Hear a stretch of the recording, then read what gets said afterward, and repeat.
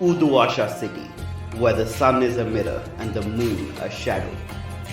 800 years ago, the gates of death were broken by the Emperor Immortal. The 5 key-bearers, however, had already unlocked them and walked right through. It is in Uduasha city they dwell. Now, the ghost field breathes next to our reality, lit by the eternal flame of the well of Udu. It is a second skin, a place where thought and will struggle against gravity and light. In other places, the dead congregate in the ghost field, but in Uduasha, the well city, the hell city, they fall straight into the flames.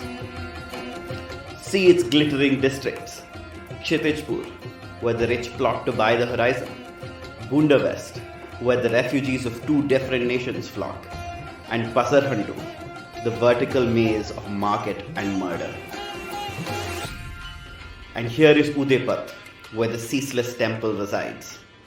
Its inhabitants, a family, a snake, and a god. The temple has stood since before the gods of this world were forgotten. Watch as it turns the wheels of revolution. Welcome to Desperate Attune, an actual play podcast about people who take risks so they can survive against the odds.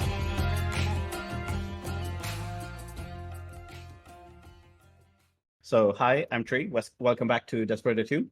With me are my players, Aadiyat. Hello. Prince. Buongiorno. Buongiorno. Klow. Hello. And Emma. What? Yeah. Hi, Emma. Hi. Hello. Greetings and welcome. Back to Desperate Attune. On our last episode, we spent some time getting to grips with the fact that the crew intends to try and break Freya out of the clutches of the crime lord known as Munna Bhai. He has apparently contacted a dangerous and tricky fellow called Lord Scurlock, who has appeared here from the city of Duskwall, though he does in fact travel all around the Empire. The crew, or rather Miraz, glued Hardil Subramaniam, who is Munna's lawyer, glued Hardil's pants to the chair that he was sitting on when he came to meet the high priest of the Ceaseless Temple. He then glued his hands to this man's briefcase and discovered inside the briefcase that he planned to meet Lord Scurlock in a couple of days. I don't think that you made any arrangements, by the way, to prevent anyone from noticing that Hardil wasn't... Oh, no, you did. You sent out some messages being like, oh, yeah, sorry, I'm really busy. But this is not the most well put together of covers. It's going to break down at some point. But, for now, you've done something. It's going to break down around the same time we publish all of Munna's secrets, which I will remind you we are doing while we are doing this score. Abbas's newspaper is coming out. Correct. But the bigger flaw in my plan, which just occurred to me, what stops Hardil from taking his pants off?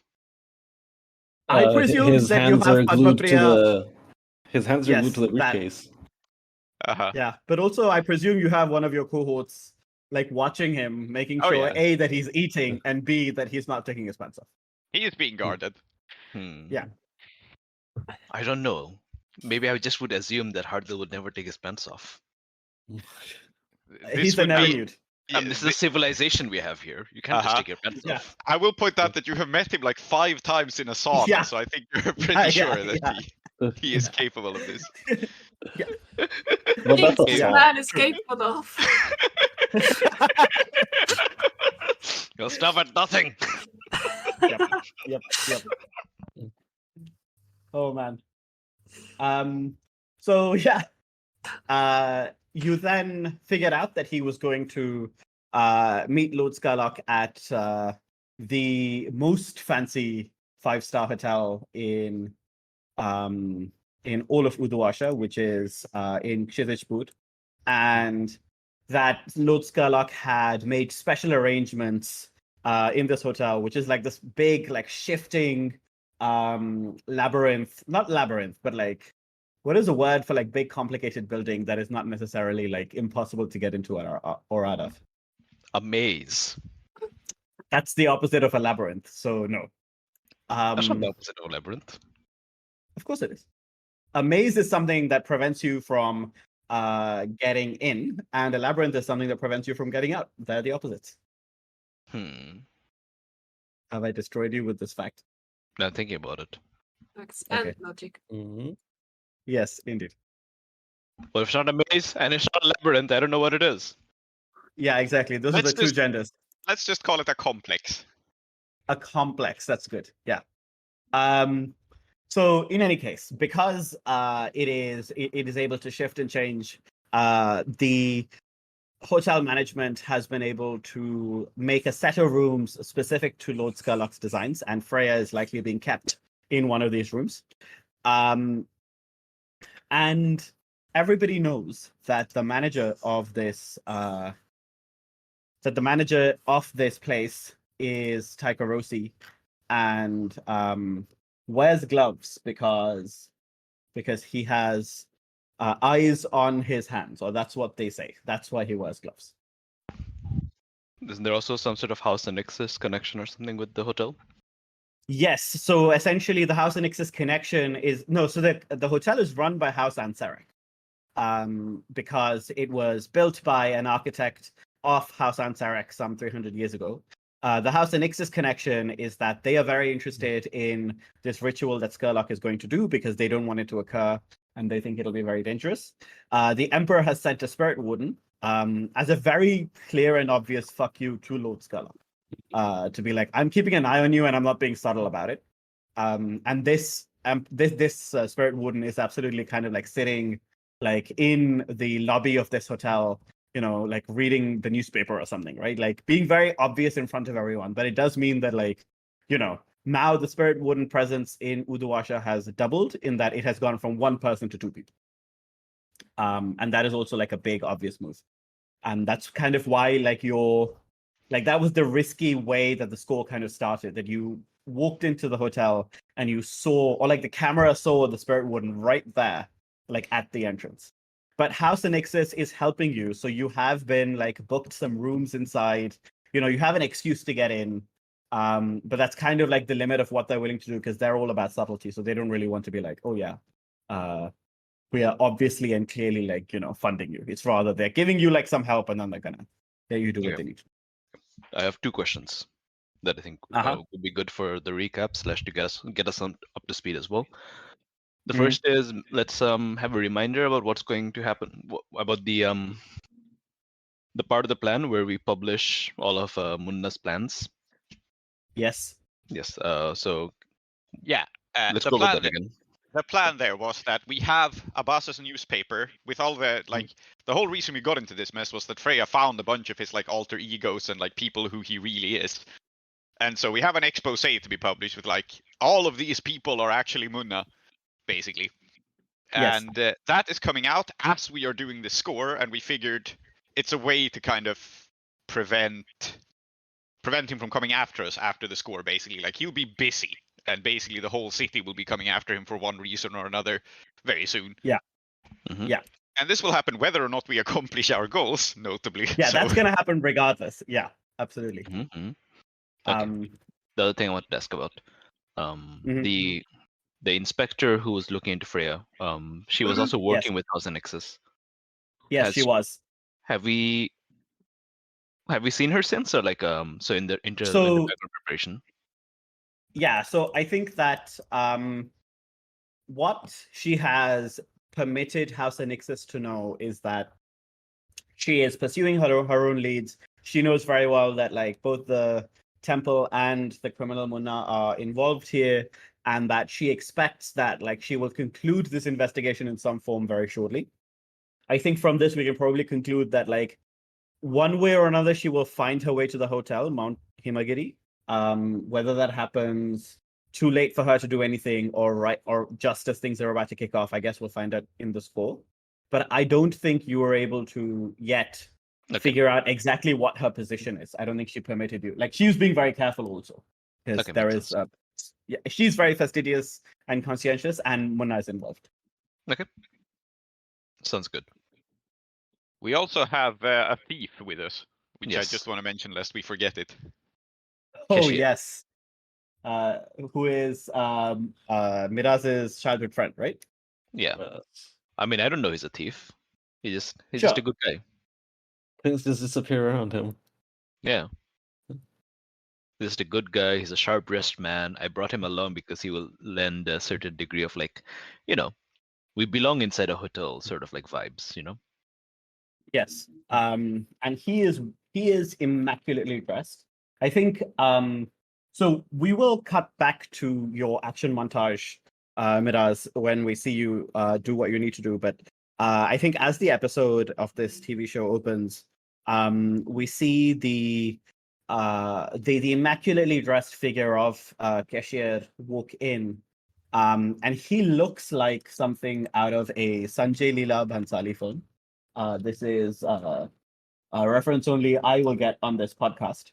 But I think he looks like the kind of person who, there is a film that he made called Ram Leela, and there is a scene in this film where Ranveer Kapoor is basically like offensively topless, which is to say he's mostly clothed. He just looks like he wants to be taking his clothes nearly off. And he looks incredible. And that is what he looks like. And he walks in as if he owns the place. He's flirting with like all of the waiters, and he says, I guess, like, you see him like walk up to the receptionist. There is something very cool about this reception. Let me ask you, what is cool about this reception? Like the reception area? Yeah. You have to climb up to it. Wow. It seems like not great for accessibility, but yeah. It's just like, yeah, maybe, it's cool, but it's also uncool, know what I mean? Yes. Yes. I don't think it's like a massive climb, but it's Mount Himagiri, right? So you come in, and then there's like a short flight of steps, a platform, and so on, and then you have to go up to the reception. Excellent. Yes. And I think that probably when people who can't make the climb come up, there are alternate arrangements made, because the only people who come are people who are rich enough that like every accommodation will be made. Yes. Not necessarily because like the people who run the hotel are incredibly progressive. So that may also be the case. But I think in this case, we see him like almost like dance. He's like very graceful, right? Like, so he makes his way up these stairs, both very casually, but also very like gracefully. And yeah, as he begins to speak to the receptionist with some small talk, I think that's when we can instead see what Miraz has been up to while this is happening. So yeah, what has Miraz been up to? Yeah, Miraz is behind. He's also checking in with Cashier. Cashier's just the one up front speaking, right? Miraz has a suitcase. Well, he's got his like normal satchel, but he's also got a suitcase, and it's like holding onto it, and the suitcase is like moving back and forth erratically, as the powered by itself. And then we flash back to several downtime actions as I finish the maglev boots. Excellent. How many ticks do you have left in this clock? I have 3 ticks left, and of course there has to be the actual crafting. Yeah, so it's at least 2, but I guess like it could be more. So like, why don't you roll, and then like we'll see how it goes. Yeah. But I don't think we need to really dwell on it. So it's like tinker to make the boots function, right? Yeah. I'm going to do prowl roll to kind of like do the test drive. Yeah, makes sense. Let's see. Can anyone help me with this? That's okay. I'll just roll as it is. I was actually going to say one person, but yeah, okay. Yeah, you can go if you have an idea. You've got your Chandler apprentice Shama, who absolutely loads your god. right? Oh yes. But you ask her nicely enough, she may be willing. I'll tell you what. All you will have to do to get her to help you is admit to you that like your avatar has abandoned you and looks nowhere close to return. Yeah, I think it's not even like a confessional. It's more like, fuck, I have to get this ready, and everyone's kowtowing to this god that's not there anymore, and no one's here to help me. Normally I'd ask my father, but now he's you. What was your name? Seamus? Shama, but yeah. Yes, Shama. Listen, all you have to do is stand there and tell me if I'm going in a straight line. Mm. You don't need a Sparkcraft degree to do that. Yeah. So why don't you roll and we'll see how much help she does to you. 2 ones. Yeah, that's all she says. She could be so much more helpful, and she knows it. And all she does is, whenever you don't walk in a straight line, she says, "You're not walking in a straight line anymore," and that's it. And she's taking an incredible amount of pleasure in this, by the way. Like, you can see her, like, she's trying very hard to like have a stone face, but she's like, whenever she thinks you're not looking, she's giggling to herself. So that's one take, I'm afraid. I think I go in. She keeps saying you're not going in a straight line, but she's also saying it as I kind of like immediately veer off into a 90 degree and then kind of like veer off into a 45 degree. It's yes, I mean yes. You're not going in a straight line is adding yes, absolutely. And so I think that's all you wanted me to do, right? Yeah, that's all I'm doing. Yeah. So I kind of like take my boots off and I'm like, I can't get anything right. The goddamn arm, and like Mira's kind of like throws a fit and he unlaces the boots and then it hurls them against the wall. So I'm going to roll wreck to see if that actually accidentally. Oh my god. Sure. Yeah. Why don't you kick your television to see if it works better? Yeah. Oh man. Yeah, and that fixed it. Oh, 1 and a 4. I was going to give you a double sparkle, but that's great. Yeah. I was going to say that the devil's bargain here is that like you can throw them and you'll get an extra die if at some point during the score they will just suddenly break down because you threw them against a wall. But you got what you needed, so it's fine. Yeah, I got it. So I throw them and I guess they kind of bounce off and then they kind of like float in thin air perfectly. Yeah. And then they drop down. And I think Shama says, the throw things at the wall and see what works method. Very famous amongst Sparkcraft engineers. I do know this. And then I kind of like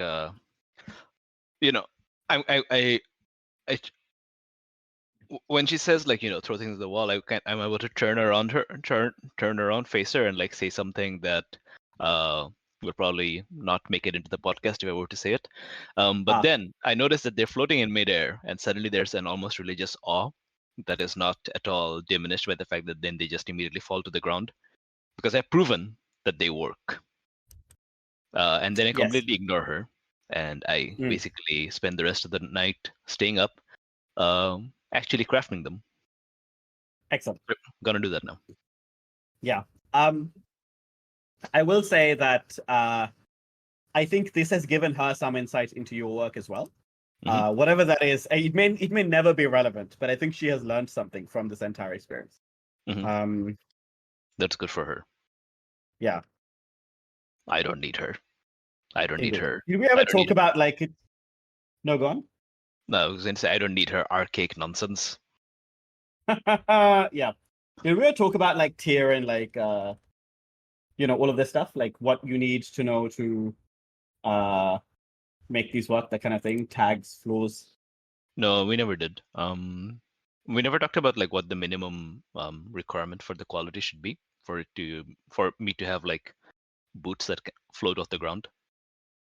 Yeah, I think like it's basically how long do you want them to work for at any given time, right? Like, do you want them to be like able to lift one person for a few minutes? Do you want them to be like you and another person and you can just turn them off and on any time of the day. Like, what is your feeling about like how like powerful you want them to be, basically? Basically, I want it to be like I want to be able to glide on the ground by running and basically be frictionless and move really, really fast for as long as I mean, I guess like half an hour. Okay. Yeah, So which is I mean, like, a lot of time I'm- for like that sort of uninterrupted power draw.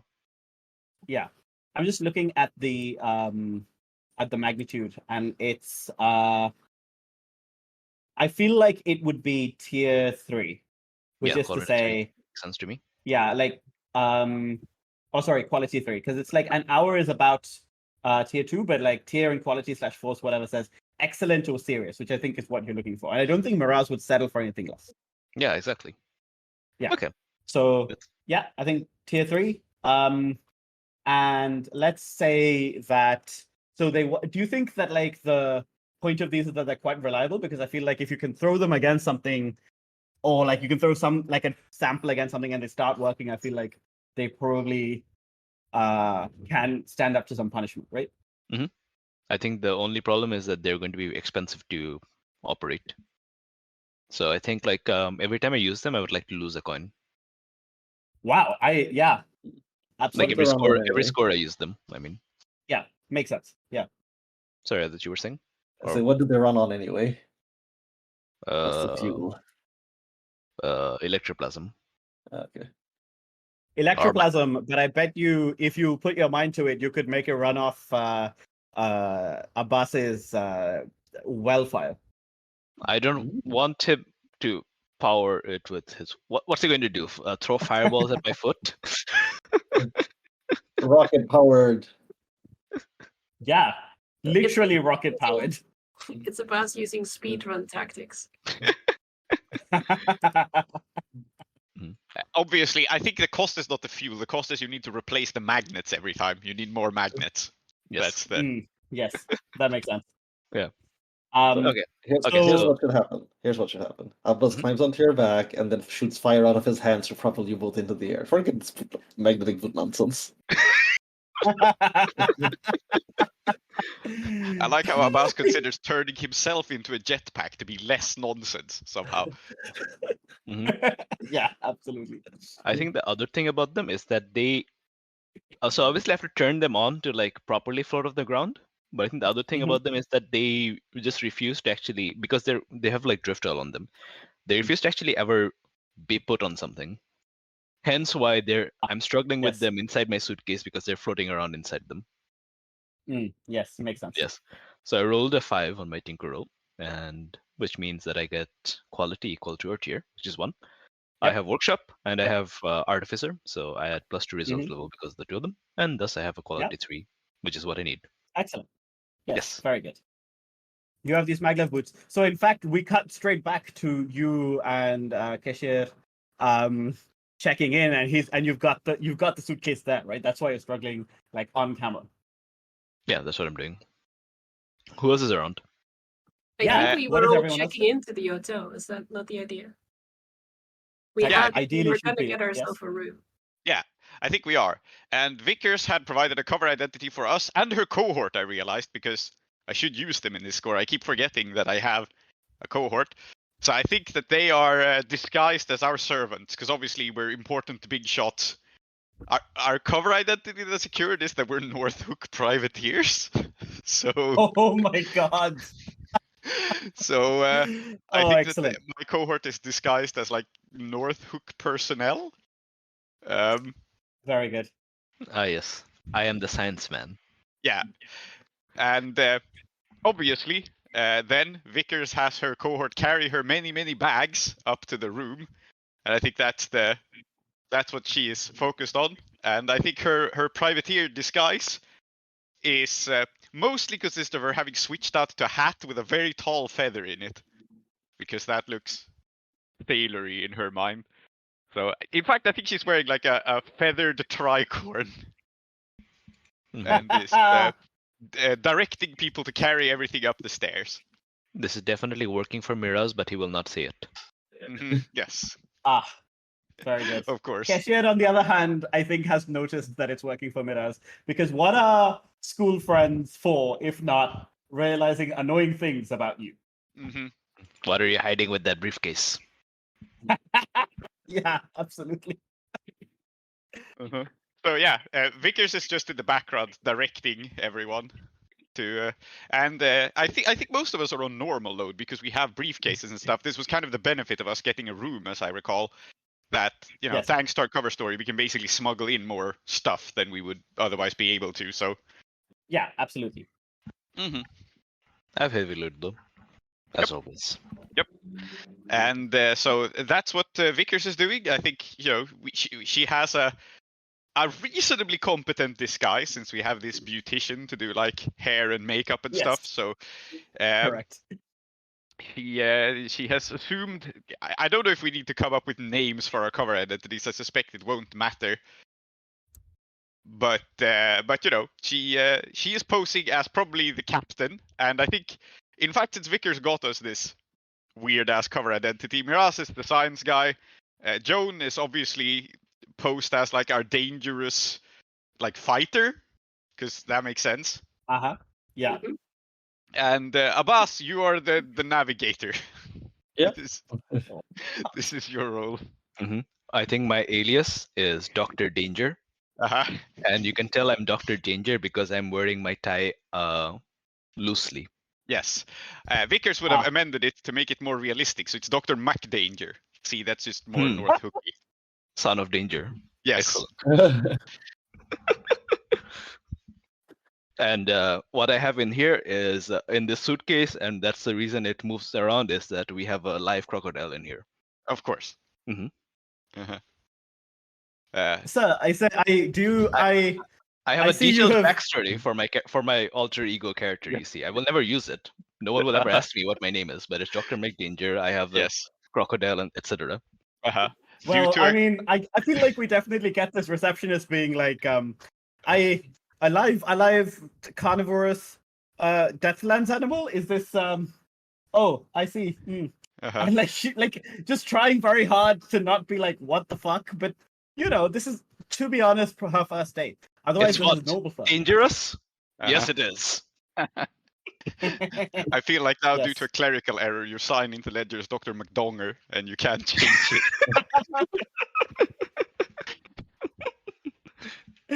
Every day signing for the breakfast as McDonger. Yes.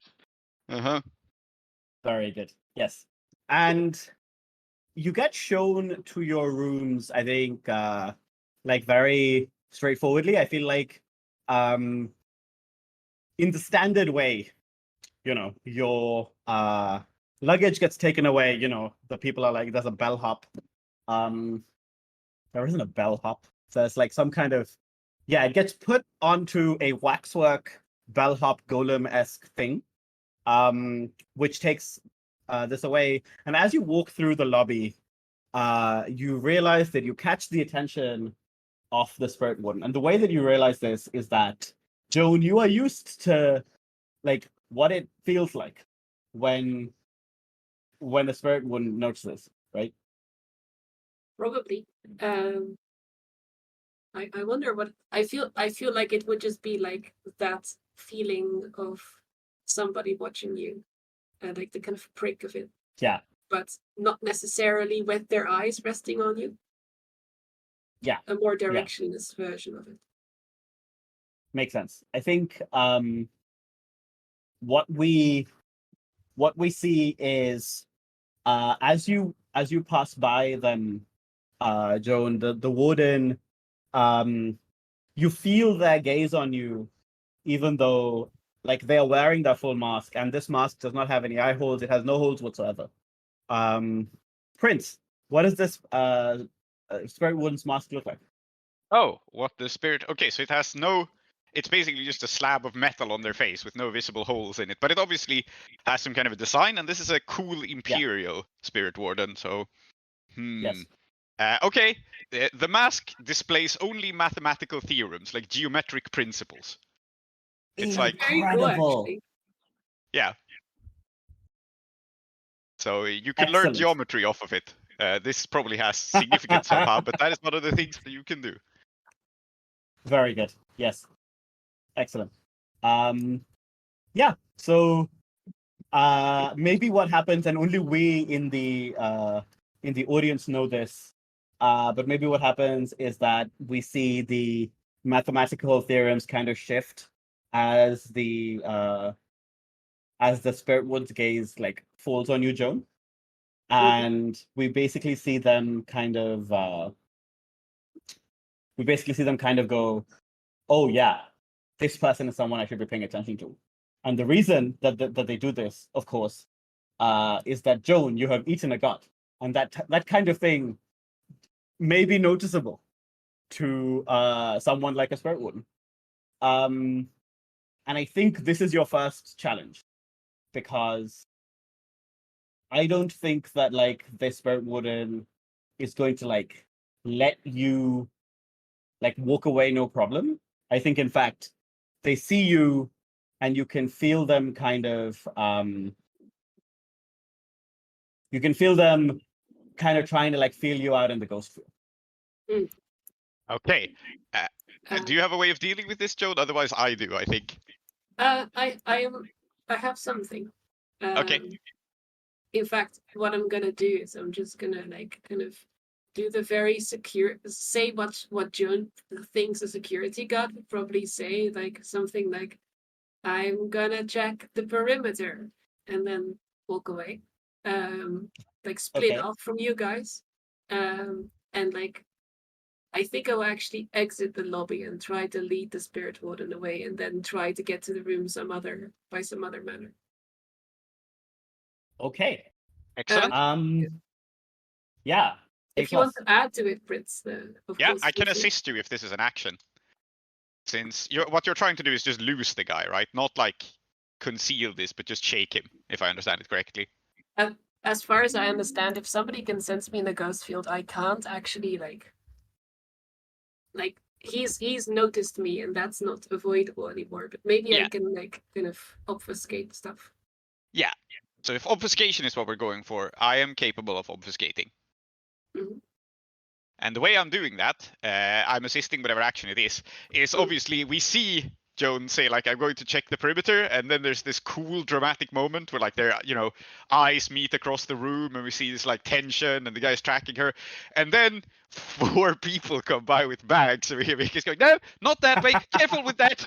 And we're just going to like basically do the bus passing in front of Joan thing, and when the bus has passed, she's gone with a crowd of people. Nice. Incredible. Excellent. Okay, yeah. What are you rolling for this then?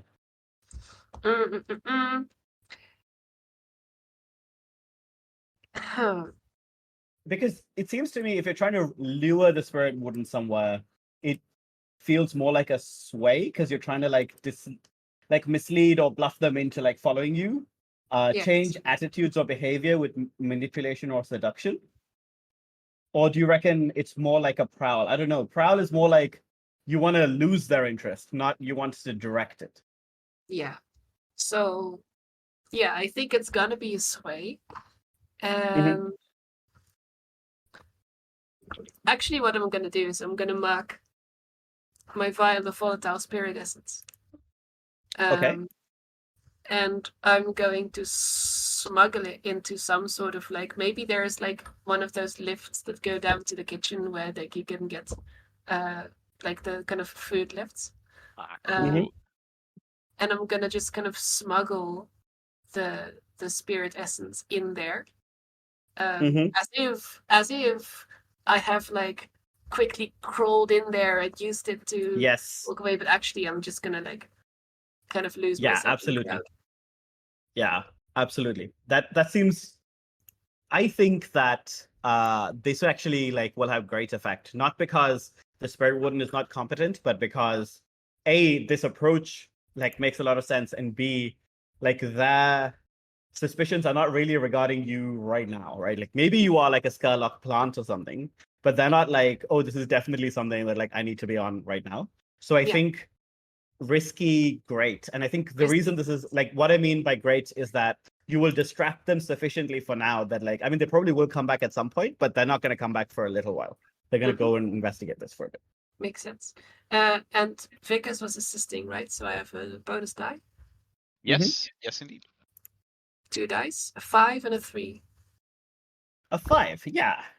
So I think that oh man, yeah, I know. So you manage this, right? And I think we see the camera like you do this bus thing where like the like we see the bags kind of move, Joan disappears, the spirit warden like is mildly annoyed, but this is not like something that they can't get past.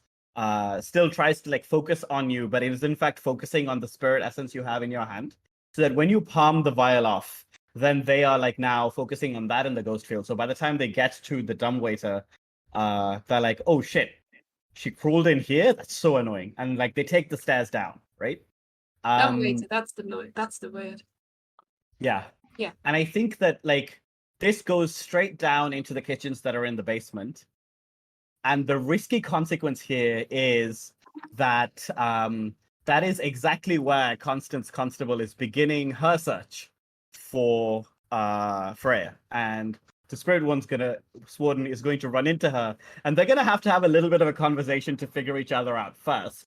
But so, you know, the Warden will still be distracted, but once they come back, they will be together. They will like be on the same side. That's a great consequence. Inspector Constable's playing Hitman, and she picked the basement start. Yeah. Yeah, absolutely. Yeah. That's what it is. Yeah. So yeah, but nonetheless, you know, great effect. So we see the Spirit Warden like wander off. Now that you've said Hitman, unfortunately, all I can see in my head is that one level in Hitman where it's like the hotel resort. So I'm going to try very hard not to let that like influence how I describe this hotel. I'm going to fucking drown Lord Scurlock in the sauna. Mm-hmm. Yeah. Yeah, indeed. So I don't think that like it is very hard to figure out where like House Anixis knows where Lord Scurlock is in the hotel, right? And they've given you like the directions to like the suite of rooms that belong to him. Yeah, but we don't know where Munna or Freya are, right? Like, yes. We you just know that suspect. Scurlock is going to meet. Mm-hmm. Yeah, you suspect that like Freya, if she's not in the rooms now, she's going to be led there at some point because one of the rooms has been specially prepared for the ritual to occur. Mm-hmm. So naturally, we have a room, probably, I don't know, on the 4th floor or something, and Lord Scurlock is on the 18th floor. Yeah, that makes sense. I think that this hotel is not a skyscraper. But it's called Mount Himagiri. Yeah, it's on top of a mountain, but it is not itself a mountain. I think that like also because I imagine that like there's all this shifting using canvas and so on. It's actually like sprawling over say 3 or 4 floors, but like the thing that makes it huge is that like it is like the Palace of Versailles or something. You know, it is massive. Maybe not as big as the Palace of. Well, you know what? Uduasha is huge. Yeah, it's as big as the Palace of Versailles now. Maybe it wasn't when it was first built, but by now it is. And so, yeah, it's not that you're on the 4th floor and he's on the 18th floor. It's more like you are in, you know, like a very nice bedroom by any other standard, and he is in the Emperor's suite. Okay, you have to get to him, or figure out. Yeah, where you Freya just have to get to him, or figure out where Freya is. Yeah. Okay. All right. So, so are we all convening in the hotel bedroom? I think we are taken to our room first because that just makes sense, right? That's what get our equipment. Set, you know, montage of opening our bags, taking out our scoundrel equipment, putting it on ourselves, etc. Yeah. I assume just that out of interest, sort of back, looping back there. Yeah. Just out of interest, are any of you tipping your? There is no waiter, but are any of you like? I think there is a tradition of like rubbing a certain part of the golem for good luck. Like maybe there's like a little knob or something, or like, oh no, that's a bad choice of words. Maybe there is like a handle. I think you just poke coins into the wax for good luck, so they're like coins just under the surface in it. Yeah. And good. I think in fact I will do that because, you know, it seems to be the custom. So they're like, obviously it's not an entire coin worth, but you know. No, yeah, like it's smaller, just for flavor. Yeah. The smaller currency pushed into the the waxy flesh of the thing, which is kind of unsettling because it means it has this speckled undercurrent of copper coins. Yeah. It does not feel great, honestly, under your hands, but it's, Yeah. Yep. I certainly don't. Yes, it's a superstition for superstitious people. What about you, Abbas? It's good. It's good money being spent on bad technology. Yes. Aadiyat? Yes. Sorry. Is someone asking me something? Oh, sorry. I was just wondering whether you also took part in this. Yeah. Putting a coin in the golem for good luck? Yep. Yeah, well, why not? I think it would. Great. So you find yourself in these rooms. They are lovely, by the way.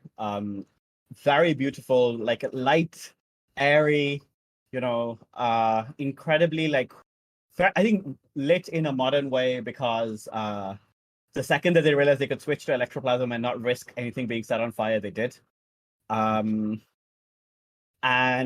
lovely, antique wooden furniture, a little room service menu.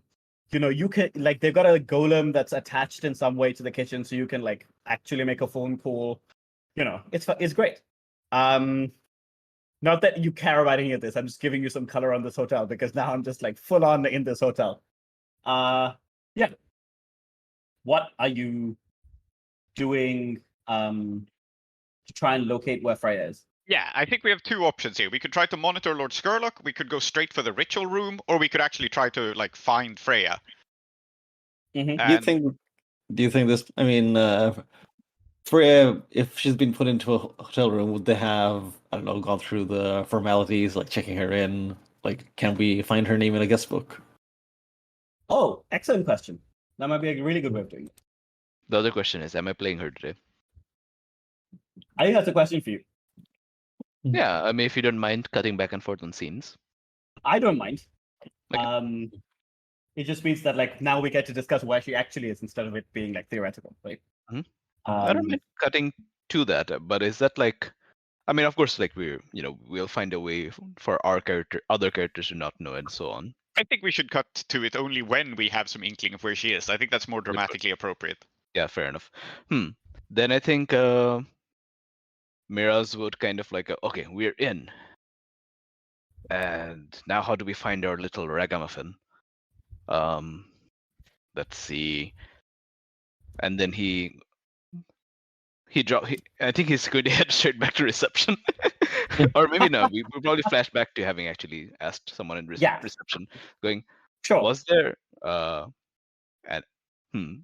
it's Miraz asking. He's being Dr. McDanger, which is not the most I think he'll just lean forward and say, okay, was there a young lady checking in and with some guys, and she looked like she gets up to trouble? He kind of leans forward, and then he kind of he attempts to wink, but he's not good at winking, so he just kind of twitches his both eyes at the same time.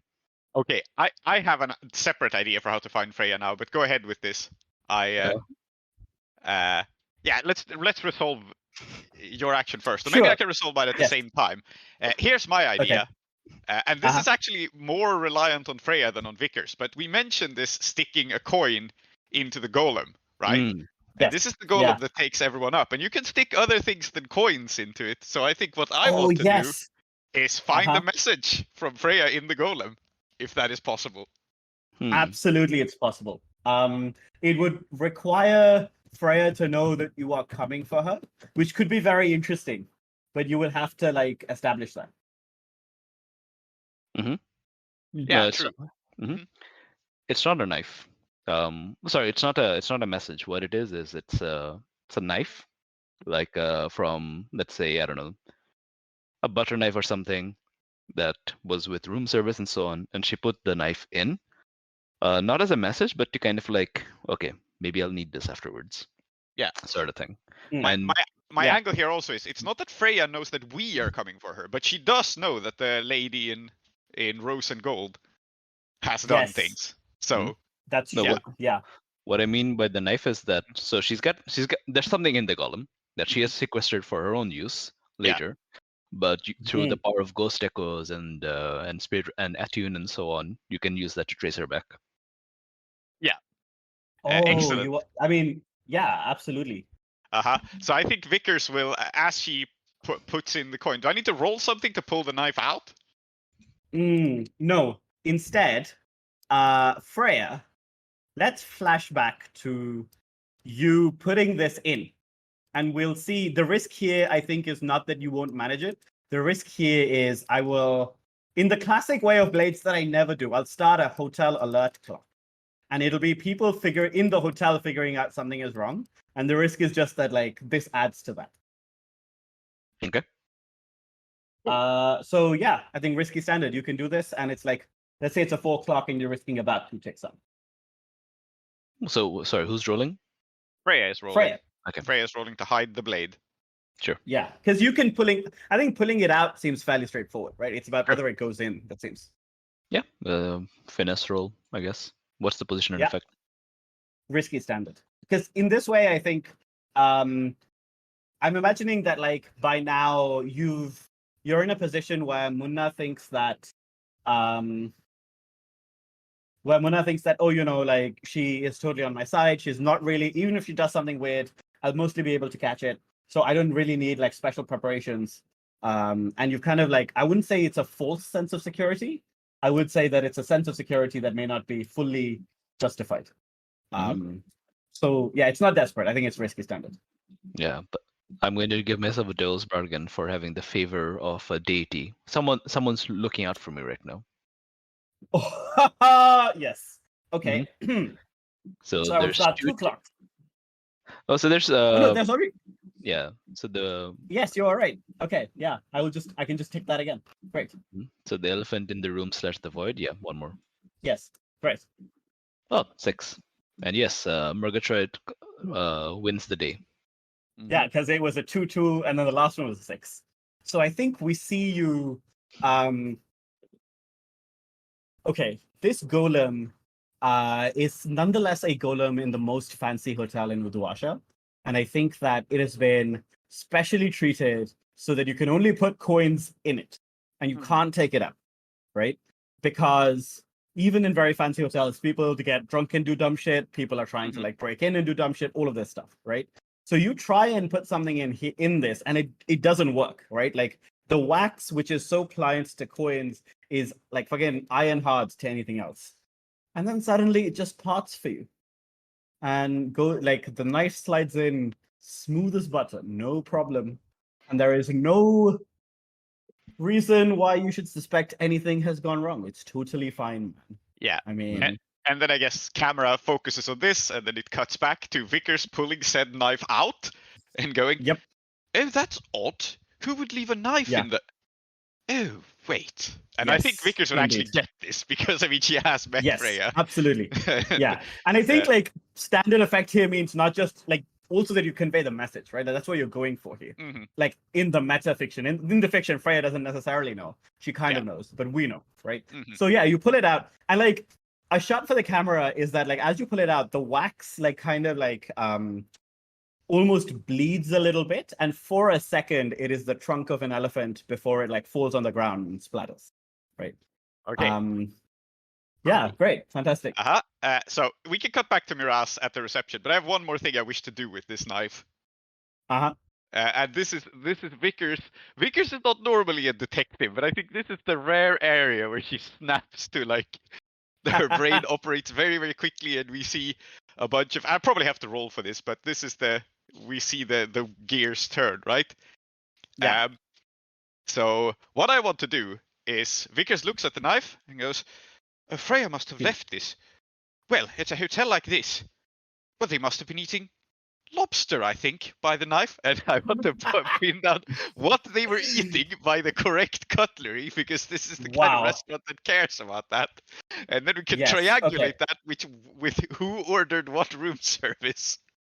That is so much. I think there is no risk here. I think it's a fortune roll, because it's about how good, like, your deduction is. So yeah, you can just roll a fortune.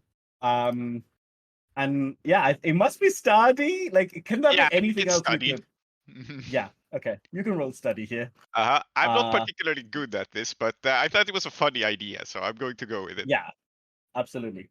I roll a 5 It's a to 5. track Freya Yeah. through the through the menu rather than the ghost field. Yeah. On a 5, you figure out that it is absolutely the lobster. And the reason that it is the lobster is that 2 days ago, the lobster was the special on menu, which means that everybody was up ordering the lobster. So you can do this, and it's like good enough, but it means that everyone who is rich enough to afford the lobster, and like we're in a landlocked city in a world in which seafood is very weird, you know, so like lobster is very special. So it's not that everyone, even in this fancy place, can afford it, but it's not just like not just Lord Scurlock, right? There were a few people who could afford it. Lord Scurlock and Munna are probably one of them. And Freya gets to eat like nice things. She's not that kind of prisoner. So yeah, like you will make progress here. Yeah, so I think Vickers takes it out and elaborates this theory of like this would only be used for lobster, which is quite exclusive. I think I need to have a look at the menu and who ordered. And then of course she will present the knife to like Joan and Abbas too. We may be able to get more out of this, but we are now in the very narrow field of food and etiquette, which Vickers actually understands. Yeah. I will make a 6 clock for figuring out where Freya is. And I'll tick it twice because I think you've managed 2 ticks here. And I think when the clock fills, you will know exactly what you, Freya, like the crew will know exactly where she is and like how to get there. Because I feel like in this kind of approach, there's no reason to like not just make this a clock and like try and like get to where that is. And it also allows like, you, Miraz, to tell me what you're doing to kind of add to this clock. Yes. So I'm trying to be smooth and like ask about Freya without asking about Freya, but like I don't know. I think I may have just asked for a lady of the night or something. So we'll have to see how whether or not the receptionist is able to pick up what I'm putting down versus picking up what they think I'm putting down. Indeed.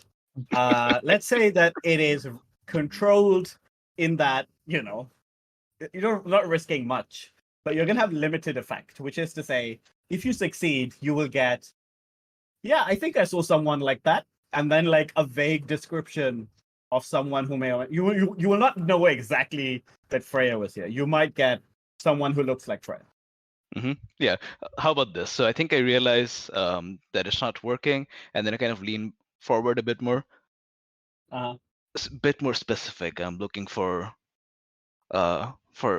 someone of the Scottish persuasion, and then my eye just like kind of like just trembles as I try to do a bigger wink, and then I say, and then I'm going to lean forward even more. I don't know if I can like trade position or for effect twice to go I up think 2 you steps. can here. Yeah, you can. And then I say, she may be in the company of a really, really older special guest. And I think like the way, so now I want it to be like, now I'm like actually drawing attention to the fact that I'm now asking very specifically. Yes. So about Lord Scurlock even. Yes. Possibly. Yeah. Scurlock may have some, regardless of whether or not this person has any idea what the fuck I'm talking about. Scurlock is probably has some sort of arcane words and so on that would be able to pick up that someone's asking about him. Indeed. Yeah, absolutely. So you are now at Desperate Great. And great effect here is 3 ticks. So you will nearly fill the clock up. Right? But you are basically just asking a question of the receptionist. Yes. As I understand it. Like that is basically just what you are doing. All right, I will assist you in that case. And the way I'm assisting you is that I had everyone's cover identities and makeup and so on done. And while you are like awkward and not very, not very good at this like dropping clues, I will have made you up to look like a romantic hero to make you more sympathetic in the eyes of this person. Like it's slightly more suspicious, but they will pick up on that you are, you're here on a romantic quest, a mission, and she has a chance to help you find your long lost love or something like that. So basically what I'm saying is when we zoom in on Miraz in this moment, he is made up to have like the handsome Bollywood hero look. Mm-hmm. Excellent. And then I'll just add, she's my sister. Yeah, perfect. Yeah, there we go. Twice removed. Amazing. Okay. We're making a drama here. Yes, Who would want to help absolutely. this dashing man find his sister? Yeah. She made some Very good. bad choices. Mhm. Miraz doesn't have the imagination to know what those might be. Yeah. No. Well, this receptionist does. So you know. Uh-huh. So I'm- desperate, great. I think I'm One definite- bonus step. I'm pushing myself, like literally. There's some sweat Yes. forming on his Mhm. brow Yes. Yeah. as he's trying really hard to actually wink. Pushing myself to try and wink like really hard. Yeah, absolutely. I mean, in real life, I can't wink. This is what happens when I try to wink. I see. Okay. Hey! Oh, nice. My makeup gave you a 6. Yeah. 1164. Even though think some of it is that- running down with the sweat and like making my eyes sting. Uh-huh. Yeah. Yes. Yeah, It's I know the what eye happens shadow. here. Mhm. Yeah. The receptionist leans in and says, yes, I do know who. And then like says, she was in the company of an Akarosi gentleman. We have to take the age of everyone on who visits, but he declined, and I was told by the manager not to ask again. But I'm sure that he's quite dangerous, and I'm sure he's very old. And like I think she thinks that like he paid the manager to not ask, whereas in reality what it is he knows that nobody will like accept the truth of 2,000 years or whatever the number is, right? Mhm. And I think she then says, in fact, I think that he is one of those Akarosi wizards. He seemed the type. And then like basically confirms to you exactly when she was here. I think like this receptionist was on duty the day that the day that the lobster special was around, and probably says something like, I know they ordered the lobster, they're in like the Emperor suite, but and then says, but I don't know how exactly to get there. They've been very secretive, and well, not even the hotel staff can really make out, but she's in the Emperor suite. I'm sure of it. Okay, so she is in the same suite as Lord Scurlock. Sorry, just Yes. keeping track of things here. Okay. Yeah. Okay, so it's not a separate location. Got it. Yeah. Okay. How many? Is it just the two of them? Yeah. I think she says, no, I've seen a few people come in and go out. At least one of them was wearing what seemed to be specific robes, something like a priest of some kind. I don't know how that happened. I can't imagine a man of the cloth would condone such behavior, but there it is. You haven't seen what I've seen priests do. And Miraz has been shaking his head as like, oh no, how far my sister has fallen, and so on. Yes, And then indeed. it's like, but how? What do you mean you don't know how to get there? It's a suite in the hotel. Like, No, so it was one of the special requests. They had the suite be prepared for, I don't know, some kind of arcane purpose. Do you think she would be involved? and Miraz is kind of shaking his head more and more and says, priests, wizards, arcane purposes. It all smells very fishy to me. Listen, I know, I appreciate you saying all this and telling me all this, but I need someone. I need some help on the inside, and I can see you've got a good heart. You've got a good heart, and you know that she's in big trouble. We don't know what kind of trouble, but it's gotta be big, right? Can I count on you and your can I count on you for help, or is that asking too much? Listen, I'll make it worth your while. I've got this. We got some money. And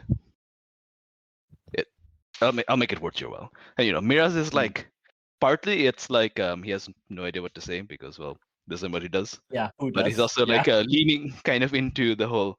I think it's also accidentally kind of leaning into the whole like, damn, I really want to do something, but I have no idea what to do. Can you help me? Sort of thing. Yes, absolutely. Okay, I think this is another role. And I think now you're in a desperate position because someone asking for a bribe is not Offering a bribe. not the kind of offering a bribe is exactly the kind of thing that that she is warned to never let happen. And she knows she could lose her job. And like, yes, she could lose her job for telling you even this much, because like security and privacy is like one of the big things in these fancy hotels. But she thinks that, your sister is in danger. But in this case, if someone sees her like take money from you, then that's it. This could just be like, she could tell her coworker, oh yeah, he was really awkwardly asking for like someone to spend some time with him, and I didn't know how to say we're not that kind of place. But this is much more like, I think, dangerous. So this is like desperate. And to be honest, okay, let's not say desperate. Let's say risky in that she's going to say no. She's not going to say no when I'm like turning you in. But you're only going to have limited effect, which is she might like just direct you to someone or tell you like her best guess. Now you don't need more than. No, go on. Don't we only have one tick left on the clock? Yeah, you only have one tick left on the clock, so you don't need more than that. But I think all you'll get is where where generally it is, and then like you can basically like go there and like go through whatever challenges there are, but she's not going to give you like exactly where it is. Okay, I meanwhile have a super stupid plan to draw out Lord Scurlock. So, and it requires Excellent. both Abbas and Joan. But yeah. I guess what I'm trying to do is let's find out where Freya is, because I know where Freya is. What I basically want to do is have a sympathetic person in the hotel staff who can like cover for us. Okay. So in that case, you're not even really necessarily working on that clock. This is just like a. Okay, fantastic. So you're at Risky Limited, and I think she will say more than my job's worth to take money from you, but like anything that I can do that won't get me in trouble, I will do. Okay, so I'm going to. Yeah, I'm going to make a lifestyle roll to see like how rich I look, I guess, like how able to afford to actually bribe her I'm going to look. But it is an action roll, of course, but I'm using my lifestyle. Yeah, sure. Yeah, so Risky, Limited, and like to be honest, no, I think the way the fiction is, I don't think like I was gonna say, well, if you're willing to spend a coin on this, that it'll become standard, but I don't think like she would do this for really any amount of money, because the job's worth more than like the 1 or 2 coin that you could give her. So yeah. But I'm happy to make it a devil's bargain to like already give her some money, regardless of how this goes. No, well, I think the problem here is that the way that I think the fiction is that she can't be seen accepting them. No, so I mean what I mean is that the money is going to be there. I put it out, and like even if it goes badly and someone like calls me away and so on, I have lost my money. So my problem here is that she would, in my mind, she would get in trouble if the money was there. I see. See what I mean? But I think maybe instead, what an interesting devil's bargain here might be is that like, she's going to get involved, but not only in a helpful way. She's going to be like, oh my god. I will. Like, I will spice that up for you, Tree. We've already established that we made Miraz up to look like a romance novel protagonist. I think she's going to fall in love with him. Yeah, the devil's bargain is that she is going to think that she is the other protagonist of this romance novel. Finally, a hero looking for his sister. This is just like in the books I read. Yeah, and I think Yes. like You know what? Mira's. Yes, correct. So if she can't be seen to take money from me, so of course the bribe idea doesn't work at all. I think Mira's is going to Yeah. figure that out, and he's going to like, what am I saying? Of course, no, but listen, you look like a good person. You got a good heart on you. I can see it. You want to help. Help me. I'll owe you so much. And I think like he's going to look around and he's just going to grab her hand and put his hand on top of her hand, and he's just going to put another hand on top of his hand, so there's two hands on her hand. It's going to like stare soulfully into her, and there's desperation in his eyes. That's like genuine desperation, and he's like, oh shit, what am I doing? I've committed to this. I have to go all the way. So he looks like really, really earnest. But I think maybe if it goes well, his earnestness will be mistaken for earnestness in a different way. Yeah, and we must now give this person a name. So she is called Karishma. And she's not going to be in love with you. So good luck. Well, not in love with you, but definitely like, I expect to get married to this person in the next 6 months. The charismatic charisma.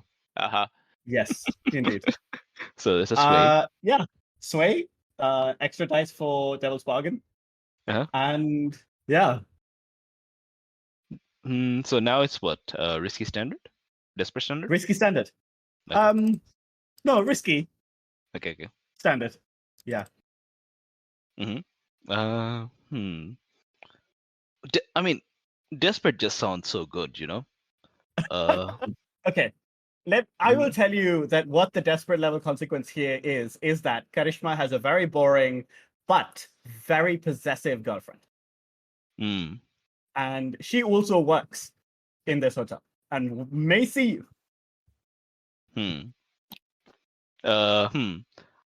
And like this girlfriend does not have a sister who's gone missing. Is not like earnest and eager and wants to save her sister's life. And so you are much more interesting.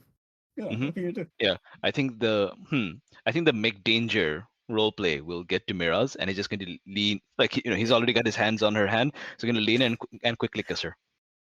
Oh my God! Yes, desperate, great. Desperate, great. Absolutely. At least desperate. Now I'm not assisting you anymore. you better hope I don't find out about this. No. It's make danger. It's not me. It's make danger. Yeah. It's not me. It's my character. I see. Yeah. Yeah. Try builder. Yeah. Okay.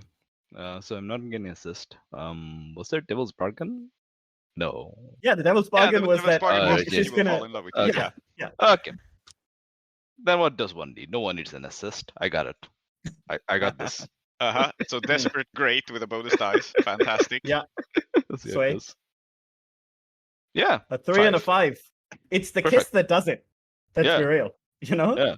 But I think that we see this shot of so I think Karishma is a not like the most good looking person, but has a very striking face, right? Like definitely the kind of person who like there's a reason she's working reception, right?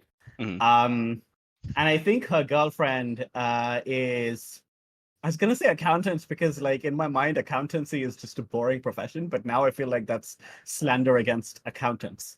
So let's say that she's the front of office at the restaurant that's at the hotel, right?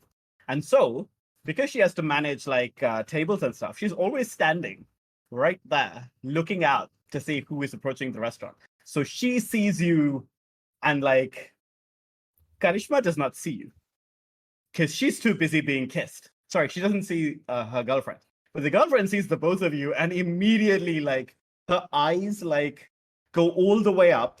She experiences about 7 seconds of absolute and utter heartbreak, and then she starts to march towards you because she's going to give both of you a piece of her mind. Okay, I want to resist this because this ties perfectly into my plan. Okay. So while our plans are going at the same time. So, yes. Vickers, having now deduced that Lord Scurlock eats in the restaurant, he orders room service. We know that he had the lobster, although not today, but like some days ago. And we also know that he's paranoid and monitors the situation. So what if an angry old man came down to the restaurant and was like, someone is trying to poison me. And what if that old man was Abbas? And what if that drew out Lord Scurlock with rumors of poisonings going on? So basically, I just want Abbas to go complain about the food really loudly and like claim that there is a plot to poison him. And with how paranoid Lord Scurlock is, that probably sets off some sort of alarm bell for him and creates a distraction. Absolutely. Because even if it's just a distraction, that is still something to be alarmed by. I feel that if you're protecting me, then like the obvious thing is that the consequence, well, doesn't entirely go away, but like becomes also that you notice. You were like, yeah, Abbas, get on there, and then you see this too. Yeah, absolutely. So I will insight resist to have coordinated this to send in Abbas at the right moment, because I guess I'm still doing the resisting, even if we have Abbas be up next. And then you see the betrayal. Yes. I take only one stress from this because I am a bodyguard, but yeah, but I mean at the same time, in that you only take one stress from this. I would expect this is a trauma right here. So you know. Yes, I would expect this too. But I am busy deploying Abbas, so let's see how he can distract this poor woman and stir up shit in the restaurant. Oh man, I'm counting on Abbas being good at complaining about the food. But I think he's in the middle of this. Yeah, absolutely. Is there anything we can do to make me look poisoned? Oh, of course. I mean, we still have the makeup. I will mark my subterfuge supplies to have more makeup. And excellent. To have, when we came in, you were made up to look like cool, but now we made you up to look sick instead. Like, yes. You like faintly green and like eyes popping out more, and yeah. Excellent. Yeah. I think that so Abbas comes out. I actually want to hear this complaint. Like, what does Abbas sound like? Because you come down, you're like, what is your demeanor when you do this? I think just brash, just demanding, like, you there, like, what kind of establishment are you running here? This is how you treat your guests? Like, he's just going to complain without explaining anything at first, just like, like, I come in here, I expect to be treated with respect, but this is what you're trying to do to me. And she, like, you can see her, like use all of every ounce of self-control that she has, in order to, like, turn around and look at you with the most, like, gentle and welcoming face and say, "I'm so sorry, sir. What seems to be the issue? What can I do to help you?" I think showing rather than telling is good, and Abbas can count on all the numerous breakfasts that Vickers has prepared for him to look, yes, really from the heart. You can see that he's struggling to breathe. He's kind of like almost gagging on like his own throat. Like he's like it's the food. I can't breathe. Is this allergies? Did you not? Sir, we do ask that all of our guests, and then, like, before she can complete a sentence, being like, you have to tell us about your allergies, immediately, like, yells out something like, I need a respiratory kit immediately, please. And like, starts... allergies. What allergies? I grew up on the streets of Udu. Wait, no, did I? No, I didn't. Yeah. Well, your character can go on about this. Maybe your character did. I don't think we could disguise Abbas as a foreigner if we tried. So he's just a pirate who's from here. I grew up on the streets. Udu, what allergies? I'm not allergic to anything. You could feed me arsenic and I'd be okay with it. What the hell did you do to my food? I see, sir. That's your name, and like, Mr. Arsenic. Yes. That's her name, Mr. Arsenic. Very good. Yeah. They're about to be married, by the way, Mr. and Mrs. Arsenic, but now that, like, the Bollywood actor has turned up, Mrs. Arsenic will now become Mrs. Bollywood actor instead. So I think she takes you by the hand, like, sits you down, funnily enough, on the chair that the spirit warden was sitting on earlier. Tries to calm you down, gets a respiratory kit, and it's definitely like distracted. But in fact, I think because you can see that she's not fully well, and for some reason you feel a strange kinship with this woman. You can't really tell why, but there is No, I something can in the way that absolutely she's tell. acting. Yeah. Yeah, yeah. Well, I know why I am upset. But step 2 Yes, of my indeed. plan, right? Mm. Step 1 is to have this like there is a poisoning in the restaurant. Scurlock will have to check this out in one capacity or another. Yes. Because something is up. Step 2 is Yes. of course to get Joan on the roof so she can go towards this imperial suite. Because Excellent. what Wow. better way This than is to like get there all than a 4 of you are playing cooperative hitman. I mean, Vickers became the spider this score. I don't know how this happened, but Yeah, this is just but it's fancy yeah, hotel great. is just her kind of environment, I think. Yeah, great.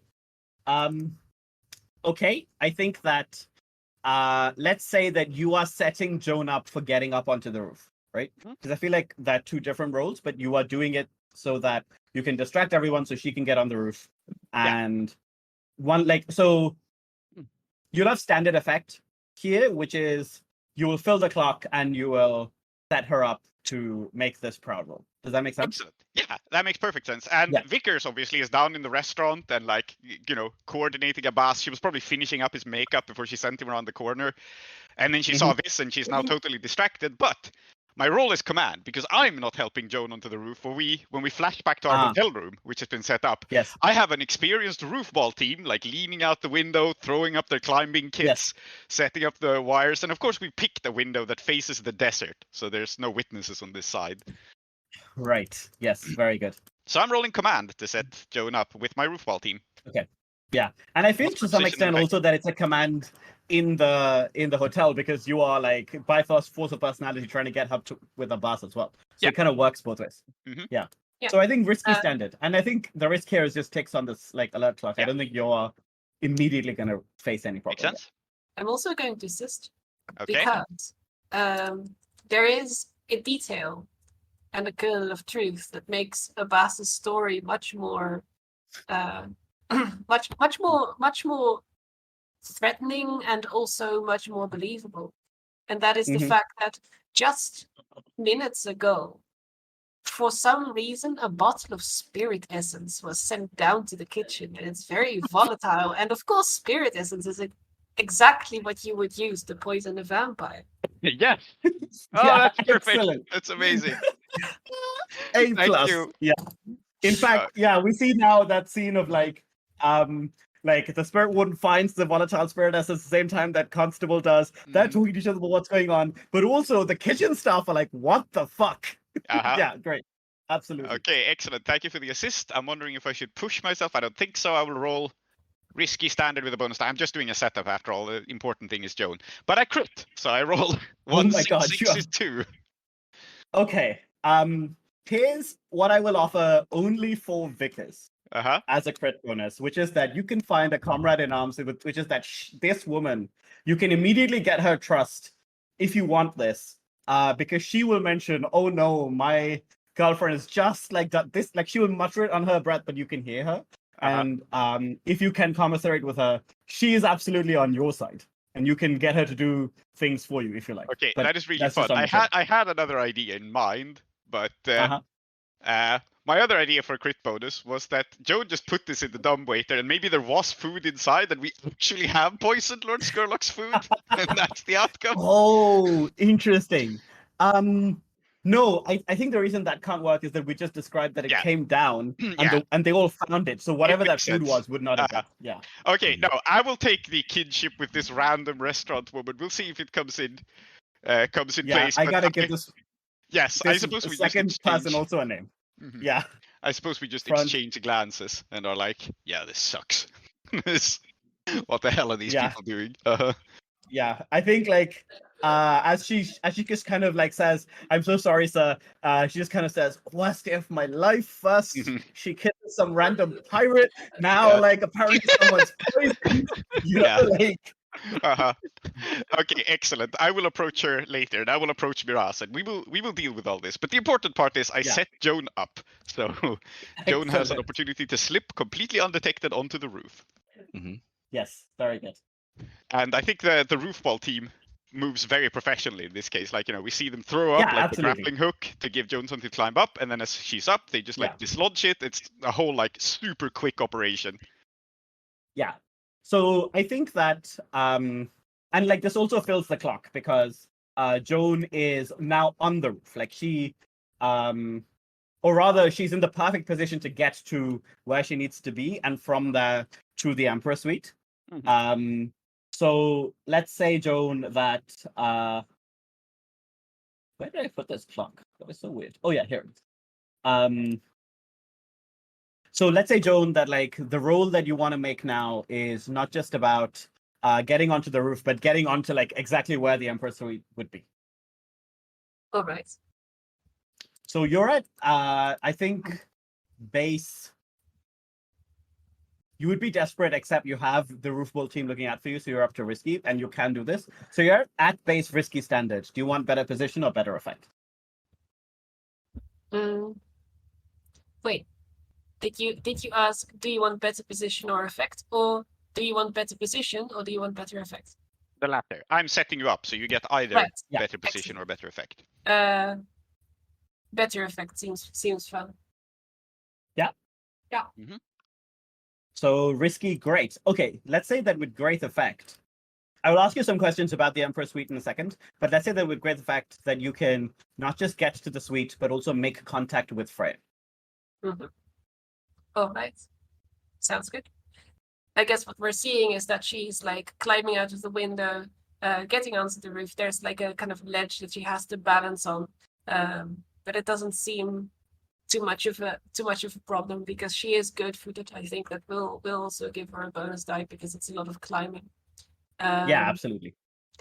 Yeah, there's a moment where she actually pauses and like looks out over the desert for a moment with, for the first time in a very long time, a pang of like nostalgia to that place. Yeah. And then she will move on, and I'm gonna make the roll. Nice. And it's a 6. Oh, and it's the incredible. bonus die that did it. Yeah, Across 3, the 4, desert. 5, 6. Across the desert, you can see a train moving past, and for a moment, you remember your past life. Then you see a gigantic bat creature chasing the train, and you're like, okay, I'm so glad I'm here. You know what? Yeah. Oh man. And so blows out our brief candle.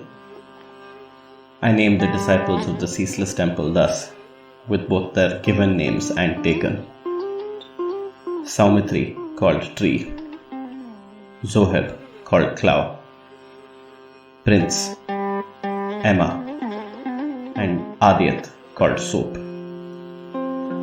Intro music, Jalandhar by Kevin MacLeod. Outro music in Keeravani Ragam by Srinivas. Blades in the Dark by John Harper and Evil Hat Productions. Iruvian playbooks by Johnstone Metzger. Follow us at Desperate Attune on Twitter or email us at desperateattune@gmail.com. Support us at ko-fi.com/desperateattune.